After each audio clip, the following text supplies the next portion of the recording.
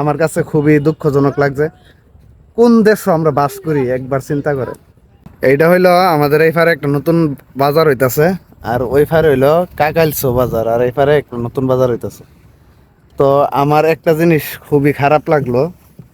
দেখেন আমরা কোন দেশে বাস করি। এখানে একটা টিবল ছিল, টিবলটা আজকে রাইতে চুরে নিয়ে গেছে। কেমন মানুষ!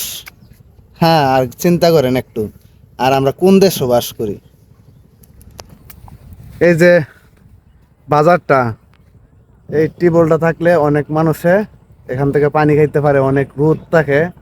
এই অনেক দেশের, বিভিন্ন দেশের মানুষ যাতায়াত করে এখান দিয়া। ওই যে এটা হচ্ছে নৌকা ফেরিঘাট, এপারে এপারে নৌকা যা মানুষ যা, অনেক বিভিন্ন এলাকার থেকে মানুষ হয়।